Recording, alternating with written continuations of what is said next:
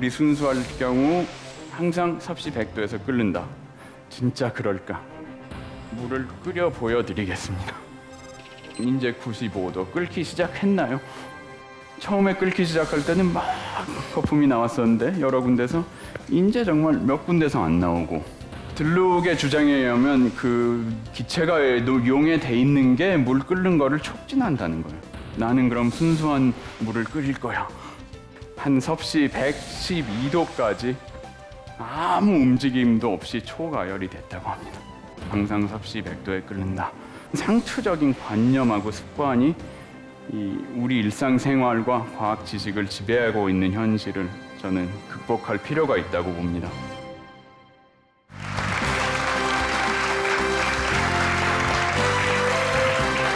안녕하세요. 자, 지난 시간에는 이 물 끓이는 걸 아주 간단한 예로 해서 자연 현상을 잘 뜯어보면 아주 오묘한 재미가 있다. 그걸 보여드렸는데요. 근데 그렇게 생각하실 수도 있겠습니다. 그 물 끓이는 게 간단한 것 같지만 사실 알고 보면 굉장히 복잡하고 특이한 경우가 아닐까. 다른 자연 현상들은 좀 단순하지 않을까. 물이란 게 좀 이상한 거 아닌가. 그리고 또 한편으로는 물이 정확히 몇 도에서 어떻게 끓는 것이 그리 중요한 문제가 아니라고 생각하실 수도 있겠죠. 그래서 이제 또 하나의 비슷한 예를 보겠습니다, 이번 시간에는. 그래서 이런 좀 석연치 않은 느낌들을 가지고 계시다면 그걸 해소하는 데 도움이 될 거고요. 오늘의 주제는 또 약 200년 전 처음 시작된 전기화학입니다. 제가 저번 시간에 실험을 보여드렸는데 이렇게 많은 청중 앞에서 실험은 처음 해봤습니다. 그래도 무사히 마쳤고, 그러나 한 가지 오류가 있었던 것은 이 가운 입는 장면이었는데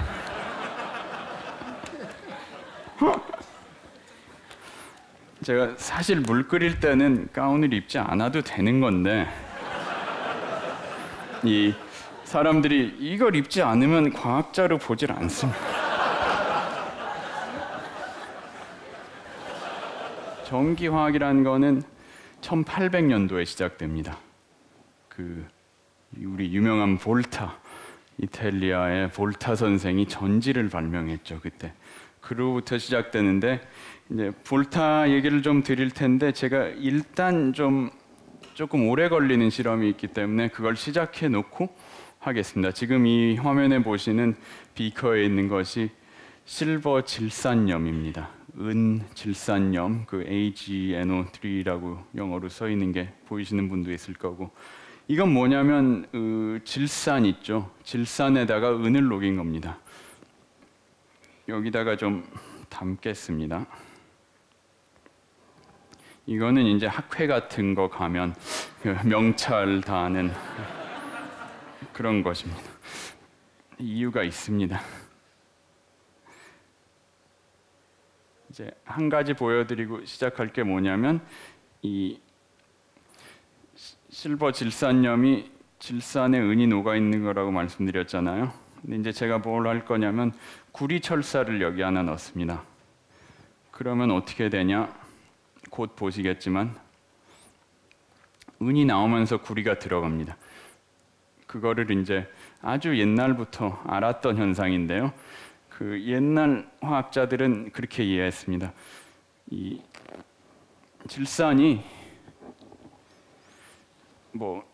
은도 좋아해서 녹이지만 구리를 더 사랑한다. 그래서 은하고 할 수 없이 그냥 살고 있다가 구리가 오면 난 당신이 더 좋아. 이래가지고 이제 구리를 내보내고 은을 내보내고 구리를 취한다는 거죠.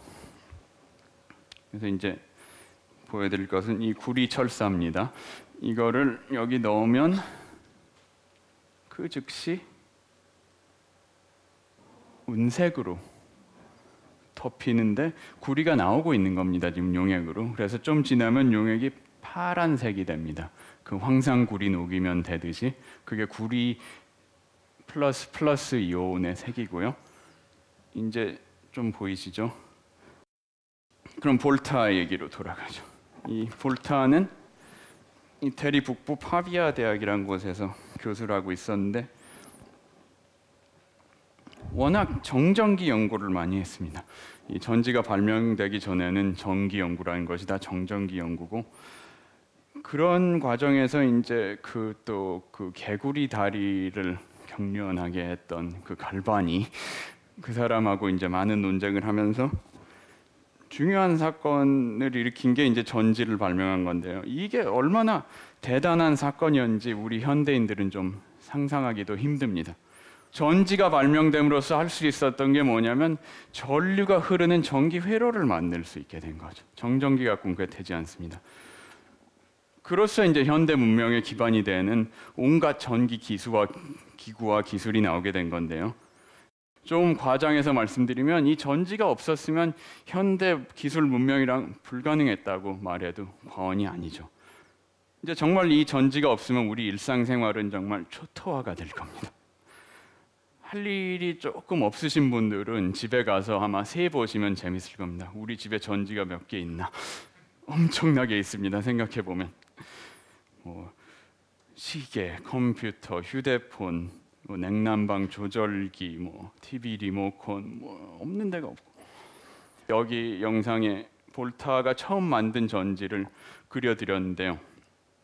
이게 우리가 아는 건전지하고 모양이 상당히 다릅니다. 근데 그 원리는 비슷한데요. 만들기가 굉장히 간단합니다. 그래서 지금 만들어 드리겠습니다.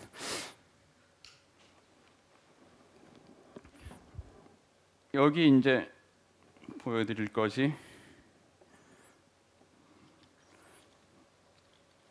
이제 아연입니다. 아연 판때기고요. 이제 이거는 구리입니다. 제가 항상 구리와 아연을 써서 많은 실험을 하는데 첫째 안전하기 때문이고 그렇게 비싸지 않고 구리가 요즘 값이 오르긴 했지만 그래도 괜찮습니다. 볼타의 전지는 간단합니다. 이 구리판, 아연판 이렇게 놓고 땅에 놓습니다. 그리고 이거는 이제 키친 타월인데 이걸 적시는 겁니다. 이게 지금 염산인데요. 그냥 5%밖에 안 됩니다. 그러니까 아주 위험한 것도 아니고.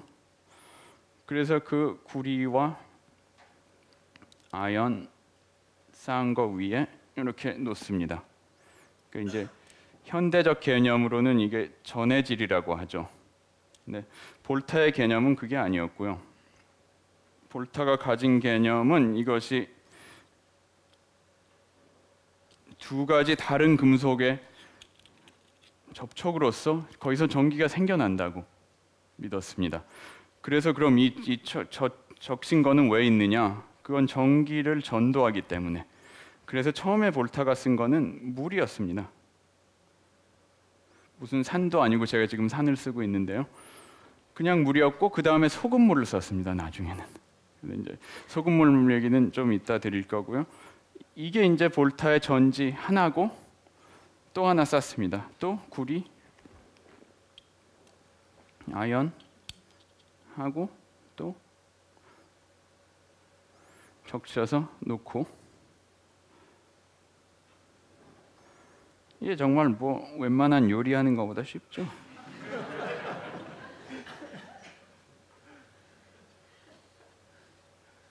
이 염산 아주 강한 것도 아니고 약간만 조심하시면 됩니다. 또 구리, 아연 지금 3개를 놨는데 시험을 해보죠. 여기 정말 전기가 통할까? 그래서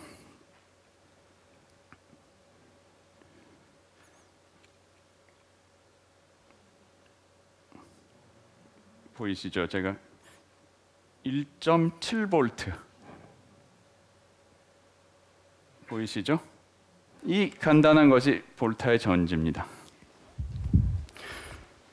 그러면 이 의미는 뭐냐?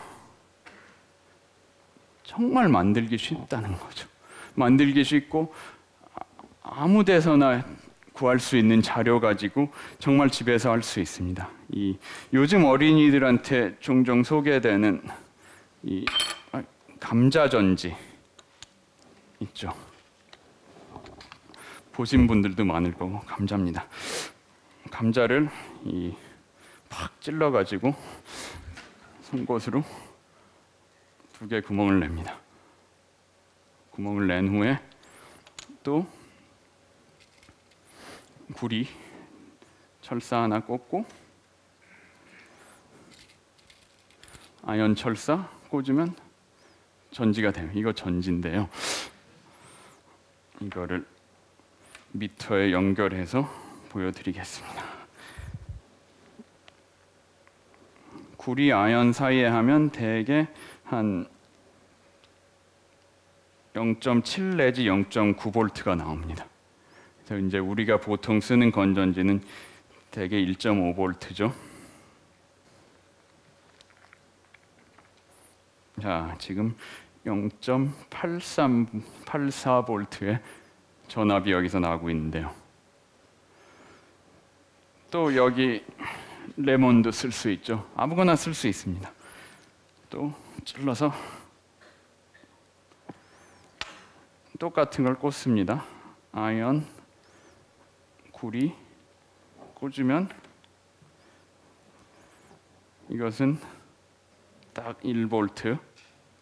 근데 감자건 레몬이건 소금물이건 전압은 항상 비슷합니다. 그거는 이 구리와 아연 간의 관계지. 그러면 이렇게 만들기가 쉬운데 이 원리는 뭘까? 어떻게 해서 이 전기가 흐른다는 걸 알았을까요? 이렇게? 이상해요. 섬광이 확 보이다가 민중과학이라고 할 수 있는 그런 운동을 벌인 겁니다. 이 볼타 자신의 이론은 결국 폐기되고 말았습니다. 볼타 당시로 돌아가 보면 이 정말 유럽 전역에서 셀 수 없는 많은 과학자들 또 아마추어들, 요즘 우리가 말하는 매니아들 많이 생겼습니다. 이 볼타 논문을 보고 또 그냥 그 내용을 전해 듣고 정말 많은 재밌는 실험들을 시도했고요. 근데 이제 한 가지 짚고 넘어갈 게 있는데 제가 지금 말하자면 과학사 하는 분들이 보면 좀 실망할 겁니다. 지금 왜 이 현대적인 전기 미터를 써가지고 효과를 보여드리냐. 그 사람들은 그때 그거 없었는데. 그럼 그 시대 볼타 시대 사람들은 어떻게 해서 이 전기가 흐른다는 걸 알았을까요? 정전기 연구하던 버릇대로 자기 몸에 충격 주는 거. 그래서 이걸 한 20쌍 쌓으면 충격이 온다. 자세히 썼습니다. 또 5쌍쯤 하면 약간 아프고, 얼마나 쌓으면 또 이 손목까지 아프고, 얼마나 쌓으면 이 팔꿈치까지 오고, 어깨까지, 그 다음엔 이제 안 했고, 또 이제 쇼크 대신 이 전기를 직접 자기 감각 기관에 댐으로써 아주 재밌는 리포트들을 하는데요. 하나를 이제 전선을 여기 이어가지고 한쪽을 입 천장에 대고 또 한쪽을 여기 댔습니다. 그러니까 섬광이 확 보이더라고요. 그 중에 가장 기초적인 거를 하나 재현해드리겠습니다.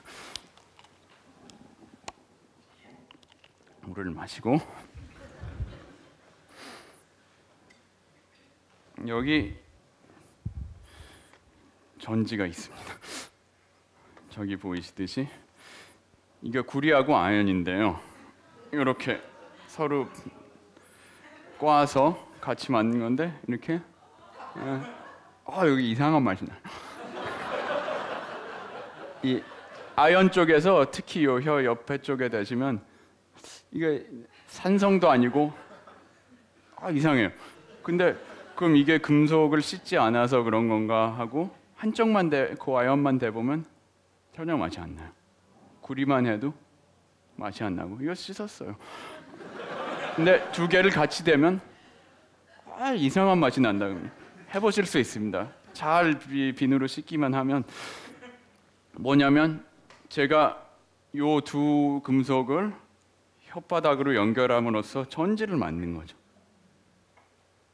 아연 구리판을 전해질하고 연결하듯이 그래서 아주 미량의 전기가 흐르면서 이 혀를 자극해서 감각을 갖다 주는 건데요. 이 정말 재밌습니다. 이렇게 뭐든지 세 가지 다른 물질을 연결시켜 가지고 회로를 만들어 주는 것이 전기화학의 기본이고 아주 여러 가지로 할 수 있습니다. 볼타 정말 제가 재현할 엄도 안 나는 실험들을 많이 했고요. 다른 사람들도 그런 생체 실험을 말하자면 많이 하면서 이 모든 인간과 동물의 신경을 조종하는 것이 전기라는 이론이 나오게 됐죠. 그래서 이 두 가지 예를 보여드리는데, 소머리입니다. 죽은 소머리를 이렇게 전기로 배터리로 자극하면 이렇게 하고, 그것도 이 오른쪽에 보이시는 그림은 더 기가 막힌 건데, 이 실험자가 한 손은 소 귀에 이렇게 놓고 한 손으로는 죽은 개구리 다리를 잡아서 그 개구리 다리를 소 혀에 댑니다. 그러면 개구리 다리가 발탕 했다는 거죠. 뭐냐면 이 세 가지 다른 동물을 가지고, 동물체를 가지고 회로를 만들어서 전지를 만든 거예요. 이런 실험들을 많이 하고, 또 정말 막 이 알딘이라는 사람이 있었는데 사람 시체에다가 전기를 통해 갖고 그 막 손발을 움직이게 하고 그런 실험들을 했습니다. 그래서 그런 실험에 관한 얘기를 들은 그 셸리가 그 프랑켄슈타인 소설 아이디어를 얻기도 했고요. 정말 이런 여러 가지 실험하고 이론적 아이디어들이 전파되면서 이 전기 연구가 대중들한테 폭발적인 인기를 모았습니다. 자기들이 하기도 하고 또 남들이 하는 거 듣기도 하고, 뭐 저는 정말 이 아마추어적으로 실험을 해서 보여드리는 건데, 이 프로들이 많이 있었습니다. 돌아다니면서 강연하고 돈 벌어 먹고 사는. 정말 이 학문 초창기에 대단한 전문가도 아직 별로 없었고요. 또 대단한 전문가가 아니라도 이런 연구를 할 수 있었고, 실험실이 없어도 집에서도 할 수 있는 그런 주제들이 많았습니다. 그래서 이제 그 중에 참 뛰어난 사람이 있었는데, 윌리엄 니콜슨이라는 사람입니다. 18세기 중반에 태어나서 처음에는 그냥 회사에 다녔습니다. 그러다가 이 니콜슨은 나는 그런 거 하기 싫고 과학을 하고 싶다, 이렇게 결심을 했고, 근데 이 사람도 뭐 그렇게 과학계에 줄이 있었던 사람 아니고, 그래서 자기가 결정을 했습니다. 자기는 과학 저널리스트가 되겠다. 근데 저널리스트라는 게 꼭 요즘같이 뭐 신문 방송에 쓴다는 얘기보다는 우리 과학에서 이 학술지를 저널이라고 하죠. 그 저널을 만드는 저널리스트가 되겠다. 그래서 자기가 정말 밑도 끝도 없이 학술지를 창간했습니다. 혼자 그냥. 그래서 그 Journal of Chemistry, Natural Philosophy, 자연 철학이라고 하죠. And the Arts. 거기서 arts라는 거는 꼭 예술이란 얘기보다는 이 기술에 가깝습니다. 그때 의미로는. 그래서 아무 뭐 근거도 없이 그런 학술지를 창간해가지고 자기가 그냥 에디터 하면서 자기 맘대로 자기가 재밌고 가치 있다는 거는 이제 출간을 했습니다. 근데 대조를 해 보여드린다면, 그때 이제 영국에서 가장 권위가 있었던 학술지라는 거는 그 런던의 왕립학회에서 나오는 그 잡지였는데, 그거는 얼마나 비민주적이었냐면, 그 왕립학회의 회원, 펠로우가 아니면 원고를 보내지도 못했습니다. 펠로우가 아닌 사람들이 정말 뭐 이 발표해보고 싶은 게 있다면 펠로우를 하나 잡아서 그 사람을 통해서 논문을 제출하는 그런 식이었고, 나오는 것도 뭐 한 2년까지 걸릴 때도 있고. 근데 니콜슨은 난 그런 거 다 치우고 그냥 아무나 기고하시오 해가지고 자기가 보고 괜찮으면 그 즉시 냈습니다. 그러니까 이 전기화학 분야에서 굉장한 인기를 얻은 게, 모든 사람들이 이거 집에서 실험도 하고 생각도 해갖고 나 이거 뭐 발견한 것 같아 하면 니콜슨한테 써갖고 보냈던 겁니다. 그래서 그걸 1797년에 창간했는데, 그 3년 후에 이 사람이 자기 논문을 발표했는데요. 그게 뭐냐면 이 앤토니 칼라일이라는 그 런던에 살던 의사랑 같이 공동 작업을 한 최초의 전기 분해였습니다. 그래서 볼타가 전지를 발명했다는 소식을 듣고 실험을 하다가 우연하게 전기 분해를 발견한 거예요. 물이 수소와 산소로 분해돼 버리더라. 그거를 이제 딴 저널에 보내지 않고 괜찮으니까 그냥 자기 저널에 냈습니다. 이 정말 민중과학이라고 할 수 있는 그런 운동을 벌인 겁니다. 니콜슨이라는 사람. 근데 이렇게 만들고 실험하고 하기는 쉬웠는데 이론적으로 이해하기는 정말 어려웠어요. 그래서 이 볼타가 만든 전지의 작동 원리는 뭘까? 그래갖고 많은 이론 투쟁을 몇십 년에 걸쳐서 버렸는데 이 볼타 자신의 이론은 결국 폐기되고 말았습니다. 화학 반응이 일어나야만 전지가 된다. 전기가 뭡니까? 믿을 수 없다는 겁니다. 금리를 아연에 연결해 보겠습니다. 말도 안 돼. 그러고 해봤는데 또 그대로 된 거거든요. 전 모르겠습니다. 볼타의 이론은 아까 말씀드렸듯이 금속 두 개가 접촉되면 거기서 전기가 나오고 이 전해질이나 다른 그냥 축축한 거는 그 전기를 전도할 뿐이고, 그랬는데 이 그림의 밑에 나와 있는 도해를 보시면 아시겠지만 그 볼타의 소위 접촉설에 대응하는 화학설이 더 유력하게 됐습니다. 그거는 예를 들어서 이 구리 아연 전지를 볼 때 아연하고 그 축축한 거하고 일으키는 화학 반응에 의해서 전기가 나온다는 거고요. 구리는 그 전기를 전도할 뿐이다. 이 두 이론이 다 실험적 기반이 있었는데요. 이 접촉설이 처음에 어떻게 나왔냐면 볼타가 정전기 실험을 하던 그 시대에 이런 실험을 했습니다. 또 구리 아연으로 얘기를 하자면 구리판 하나, 아연판 하나를 이렇게 붙입니다. 그래갖고 띄니까 전하가 생겼다는 거예요, 양쪽에. 그러니까 우리식으로 말하면은 아연에서 전자가 구리 쪽으로 갔다는 겁니다. 단순히 그걸 붙였다 띄었는데. 그러니까 볼타는 이거 봐라. 두 가지 다른 금속을 붙이면 전기가 생긴다. 전기의 이동이 생긴다는 거죠. 또 이제 그 비슷한 말이 뭐가 있었냐면은 전지를 이렇게 만드는데 적시지 않은 것을 써서 금속 사이를 넣어도 된다. 근데 제가 아직 그건 많이 해보지 못한데 한 가지 해봤습니다. 구리와 아연 판 속에 제 엄지손가락을 샌드위치하고 전압을 재보니까 0.44 볼트가 나왔는데요. 사람마다 조금씩 다릅니다.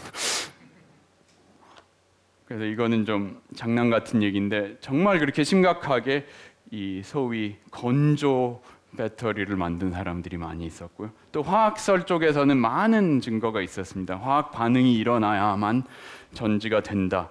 그래서 그 중에 이제 아주 간단한 실험을 하나 보여드릴 텐데요. 이 런던에 살던 의사였습니다. 이 월러스턴이라는 사람.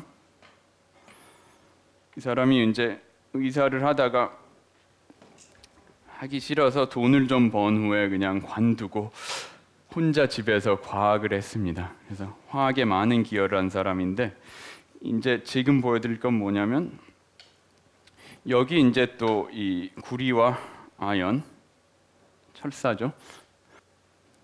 이게 염산이고 아연을 넣겠습니다. 그러면 이제 기포가 생기기 시작합니다. 보이시죠? 그리고 이제 딴 쪽에 구리를 넣는데 구리는 염산에 녹지 않습니다. 그래서 넣으면은 아무런 기포 없이 아연에는 기포가 붙어 있고 약간 올라오기 시작하고 있고 구리에는 아무 일이 없죠. 이 월러스턴의 실험은 아주 간단합니다. 이 아연과 구리를 연결해 주는 건데요.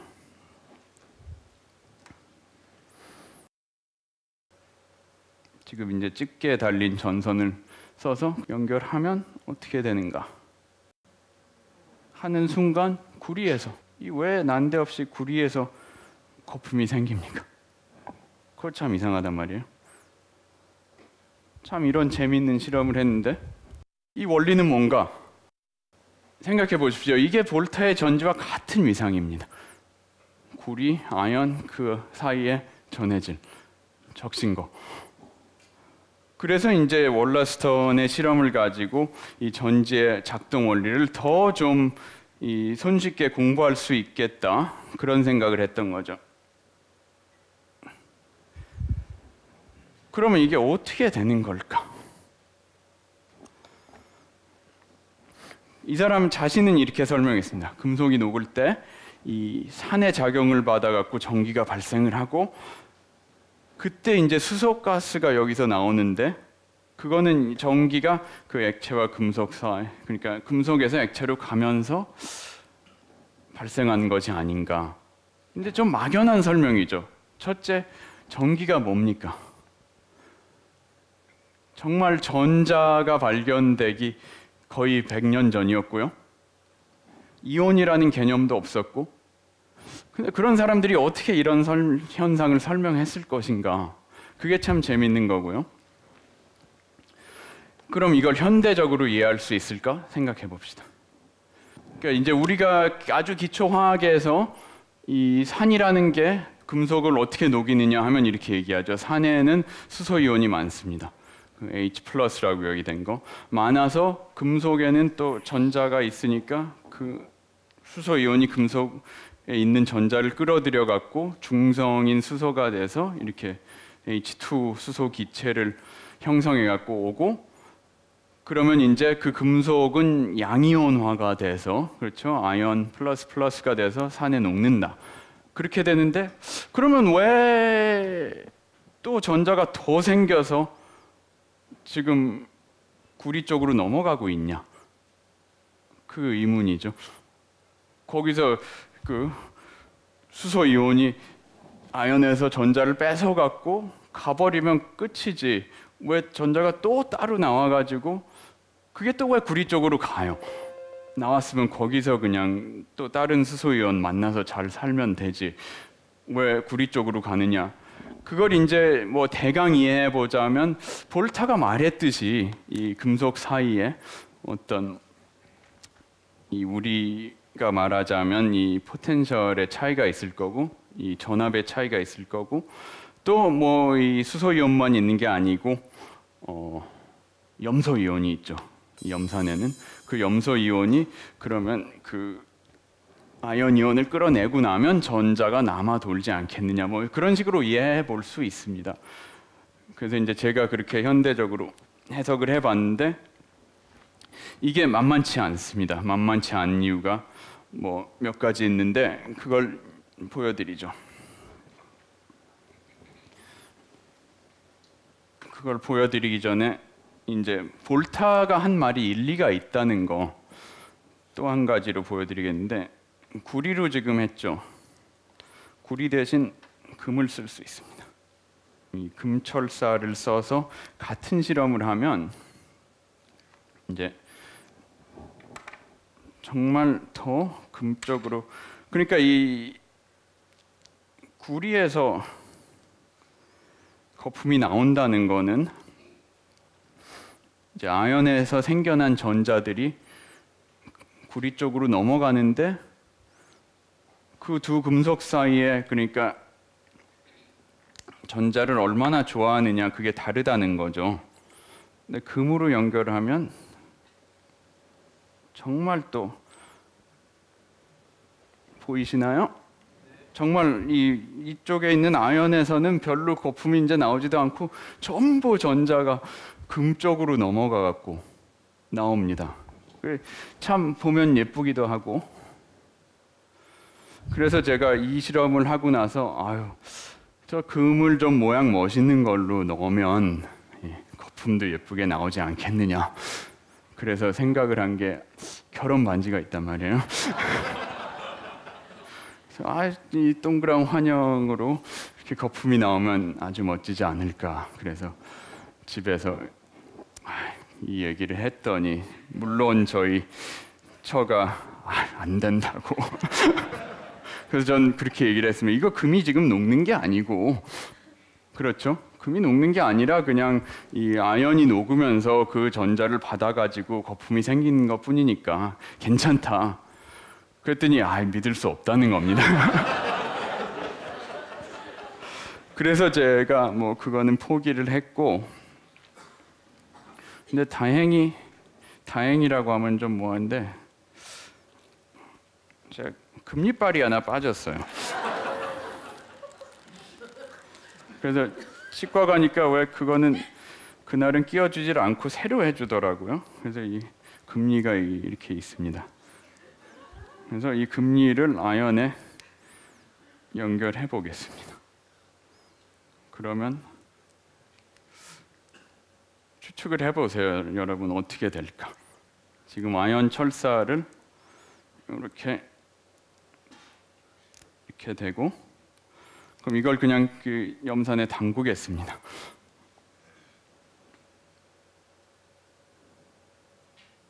담그자마자 이 금에서 맹렬하게 거품이 나죠. 이 같은 현상입니다.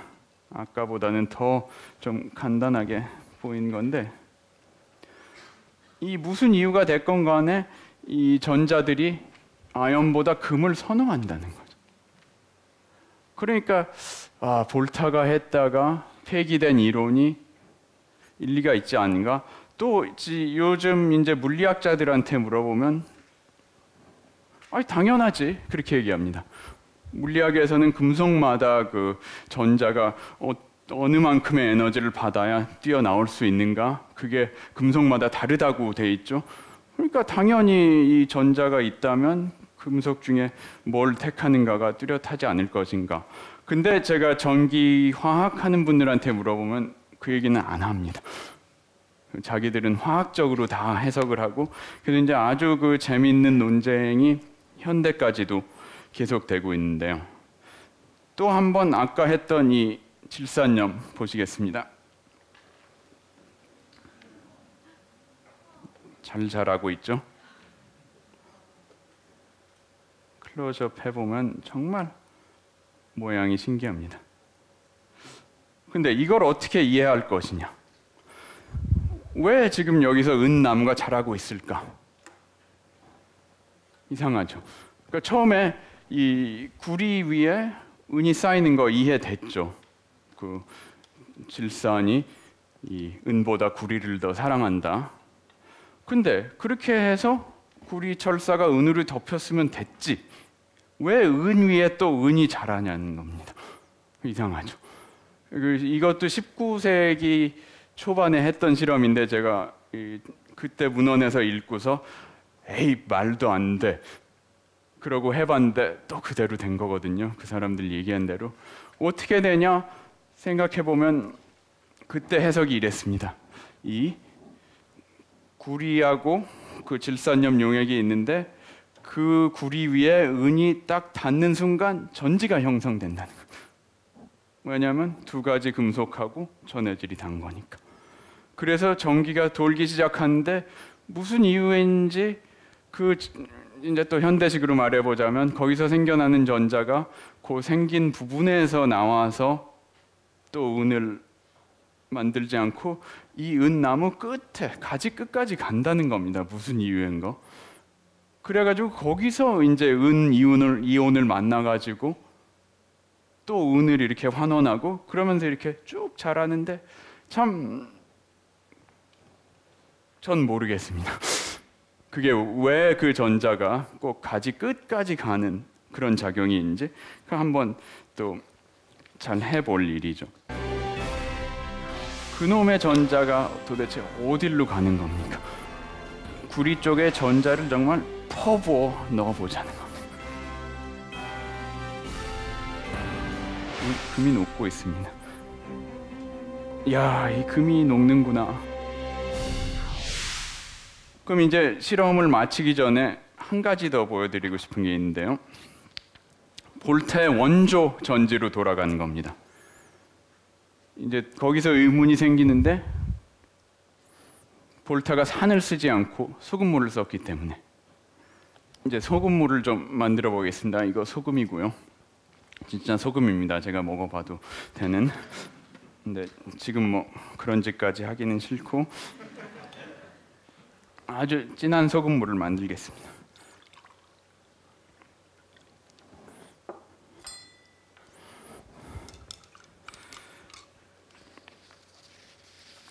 이제 아까 그 월러스턴의 실험이 있었죠. 그걸 그대로 재현하는데 이제 그렇게 될 거라고 예측합니다. 되는가 안 되는가? 이제 깨끗한 시험관에 이 소금물을 넣겠습니다. 소금물을 넣고 구리를 다시 넣었죠.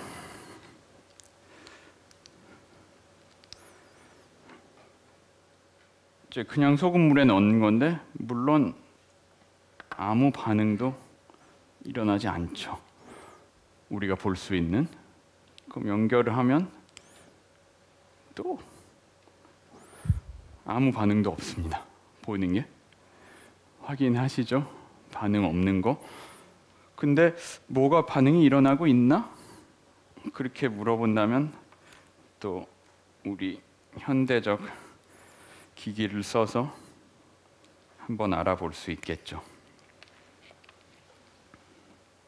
그래서 이 미터를 연결해 보겠습니다. 또 0.77V. 그러니까 아까 그 감자랑 그 레몬에서 말씀드렸듯이 이 전압은 정말 뭘 넣던 거에 상관이 없습니다. 그러면 분명히 이게 전지가 됐고 또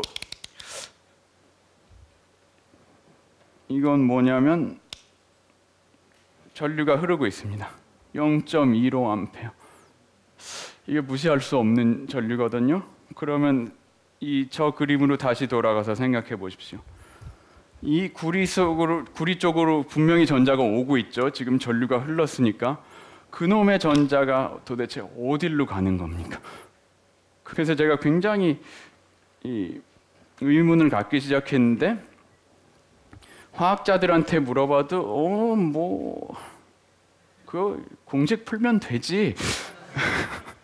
그렇게 대답이 나오고 해서 제가 또 실험을 하기로 했는데 어떤 실험을 하기로 했냐면 저 구리 쪽에 전자가 어디로 갔냐 궁금하다고 했잖아요. 그러면 구리 쪽에 전자를 정말 퍼부어 넣어보자는 겁니다. 전자를 막 대량으로 쳐 넣어보면 어떤 일이 생길 것인가? 그래서 이 전지의 음극을 그 구리 쪽으로 연결해서 전자를 막 넣어주게 되면 어떻게 될까? 여러분 어떻게 될까요? 그 추측해서 맞추는 분은 뭐 상을 드렸으면 좋겠는데 드릴 상도 없고 그냥 생각해 보시고 이거 지금 보이시나요? 보이십니까? 두 철사? 예, 그럼 연결해 보겠습니다. 구리에서 엄청난 양의 가스가 나오고 있는데 이거 모아보면 수소입니다. 이상하잖아요. 수소 이온이 없는데 없진 않죠. 소량이 있는데 저만큼 없거든요. 그래서 또 이걸 화학자들한테 보여주면 대부분 사람들은 하다가 그러면 물 분자가 바로 즉석에서 분해되는 거겠지. 그래갖고 수소가 나오고 산소는 이제 OH 그 이온으로 해서 떨어져서 용액에 있고 그럼 이제 용액이 상당히 이 염기성이 되는 거죠. 그래서 정말 보고 있으면 재밌습니다. 그리고 또 아연 쪽에 뭐 보이십니까? 아연 쪽을 자세히 보시면 이게 녹고 있는 게 보일 텐데요. 좀 지저분한 것 같이 보입니다. 이 아연이 녹아버리고 있는 거예요. 그래서 제가 이 와중에 어떤 반응이 도대체 일어나고 있는가를 생각하려고 보니까 잘 알 수가 없는 거예요. 너무 복잡합니다. 그래서 이제 또 궁리한 것이 금이었습니다. 왜냐하면 금은 반응을 안 하니까. 금은 화학 반응을 안 하기 때문에 그러면 구리랑 금을 써서 같은 실험을 하면 그러면 금 쪽에서는 별일이 안 일어날 것이고 그러면 구리 쪽에서 어떤 반응이 정말 일어나는 건지 볼 수 있지 않겠느냐 그렇게 생각했던 건데요. 금을 그럼 넣어보겠습니다. 음극을 구리 쪽에 하고 양극을 금에 하겠습니다.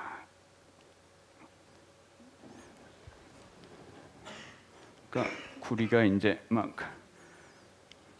거품이 나죠. 금은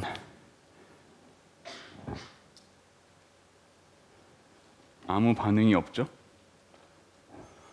근데 그것도 이상한 겁니다. 왜냐하면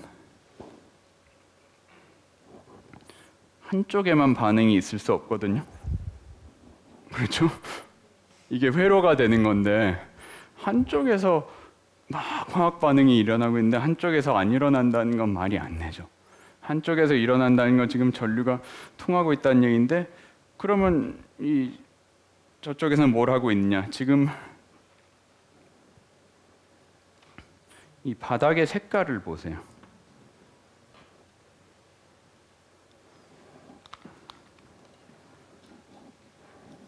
보이시죠? 좀 노랗게 되고 있죠. 하얀 종이를 깔아 보겠습니다.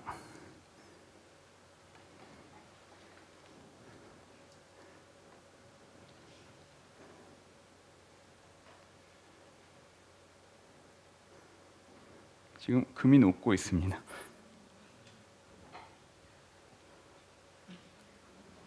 그걸 이제 이렇게 좀 놔두고 보시고 그러면 금이 녹는데 금이 그냥 녹는 건 아니죠. 금이 어떤 화합물을 지금 형성하고 있는 건데 그 무슨 화합물을 형성한 건지 제가 모르고 있습니다. 아직. 근데 일단 뭐 저 노란 것의 정체가 뭔지 모른다고 해도 우리가 알 수 있는 거는 저는 금이 녹지 않는다고 해서 금 철사를 쓴 건데 양극에 그거 자체가 재밌죠. 그래서 야, 이 금이 녹는구나 그걸 보고 역시 저는 제 처가 현명했다는 그런 결론을 내리게 됐습니다. 여기 이제 이 은나무는 잘 자라고 있습니다.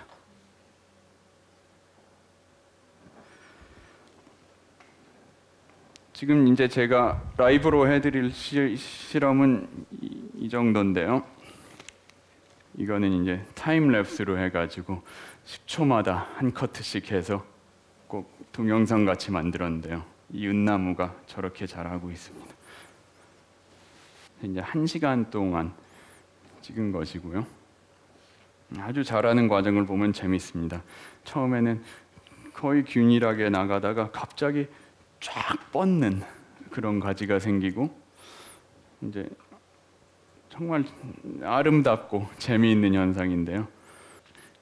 이것은 금이 녹는 실험을 또 제가 이제 캠브리지에 있는 실험실에서 했던 건데 이것은 좀 정말 녹아내리는 게 명확하죠.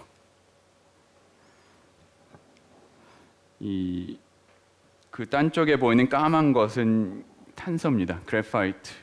그것도 전도를 하고 화학 반응을 거의 안 하기 때문에 썼던 거고요.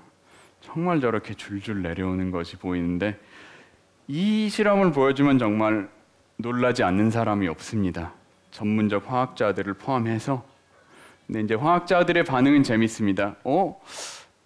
난 그런 예상은 안 했는데 그래도 설명이 되겠지.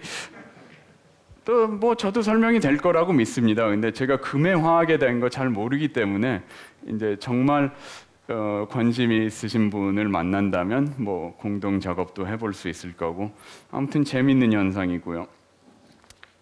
이제 결론을 지어드리겠습니다. 제가 이제 역사적인 실험을 많이 재현했습니다. 이번 시간 또 저번 시간에. 근데 정말 뭐 재밌게 보셨으리라고 생각은 하는데 그래서 정말 우리가 뭘 배웠나 이제 그런 의문도 가지실 수 있을 거고 제가 생각하는 것은 이렇습니다. 우리가 이 정말 오래된 과학 자료를 보면서 현대적 상식으로 틀린 것 같기도 하고 이상한 것 같기도 한 사실들을 다시 현대로 끌어와서 검증을 할 수 있었던 것은 우리가 어떻게 보면 잃어버린 지식을 다시 회복했다는 겁니다. 물 끓이는 데서 보셨듯이 현대에도 그걸 알고 있는 전문가들이 소수 계신데 우리 대부분 사람들은 과학자를 포함해서 모르고 있는 거죠. 그것은 또 이제 쿤이 얘기한 정상과학에 또 통하는 얘기고 전문가들은 정말 자기가 필요한 전문 분야만 알기 때문에 이런 거 알지 못하는데 우리가 역사적으로 회복할 수가 있습니다. 또 이번 시간에 특히 보여드린 거는 그렇게 회복을 하다 보면 지식이 연장되기도 한다는 거죠. 왜냐하면 제가 이런 실험을 재현했을 때 이상하다. 분명히 실험은 되는데 이거 내가 어떻게 이해할 수 있을까? 그래서 현대적으로 생각을 하다 보니까 또 새로운 실험도 하게 된 거고 정말 제가 상상도 하지 않았던 무슨 금을 소금물에다 녹인다는 그런 결과까지 낳게 되었고요. 물론 단편적인 것입니다. 그거는. 그러나 이런 이 과거의 실험을 많이 재현한다면 그런 일도 꽤 나올 것이라고 봅니다. 그건 제가 예측하는 거고요. 그런데 그렇게 해서 배웠다면 이게 과학적 지식인가? 왜냐하면 과학자들은 다루지 않는 지식인데요. 근데 과학인 것 같기는 하고 그래서 제가 이제 이런 것을 상보적 과학이라고 이름을 붙였습니다. 과학자들이 하는 과학은 아닌데 거기다 더 보충해주는 역할을 한다는 거죠. 그런 상보적 지식이 어떤 가치가 있을지 그건 여러분께서 평가해 주시면 되겠습니다. 끝으로 드릴 말은 이 과학이 정말 제가 이번 시간 저번 시간에 보여드린 것 같이 항상 오늘날과 같이 그런 권위주의적으로 이루어졌던 건 아닙니다. 정말 그 18세기 말 19세기 초에는 우리가 민중과학이라고 이름을 붙여볼 수 있을 정도로 관심 있는 일반인들이 자기네 나름대로 실험적 연구도 하고 새로운 이론도 전개했고 그 중에 어떤 사람은 정말 또 유명한 과학자가 되기도 했습니다. 그럼 이런 식의 과학이 현대에도 가능할까 물어볼 수 있겠습니다. 정말 이 소위 시민과학 운동을 일으키려고 노력하는 사람들이 있는데요. 그게 어느 정도 전망이 있는지는 확실치는 않습니다. 그러나 최소한 제가 말씀드리고 싶은 거는 과학사를 이런 관점에서 접근할 수 있고요. 그러면서 잊혀진 옛날 지식을 회복하고 더 발전시키려는 시도가 가능하다는 걸 느끼고 있습니다. 그래서 이제 7강부터 지금 10강까지 많은 좀 깊은 과학사 얘기를 해드렸습니다. 그것은 7강 시작할 때 말씀드렸듯이 여러분께서 어떤 좀 과학의 실천적 차원을 느끼시고 과학자가 아니시더라도 이 과학 연구란 것이 이러이러한 식으로 진행되는구나 그런 감각을 가져주시라고 한 거고요. 그래서 1강에서 6강까지 얘기한 좀 더 추상적인 뭐 과학 지식의 본질이라든지 그거하고 결합해 주시라는 겁니다. 그렇게 하면 뭐가 나올지 그것을 이제 11강, 12강에서 말씀드리고 이 시리즈를 마치도록 하겠습니다. 감사합니다.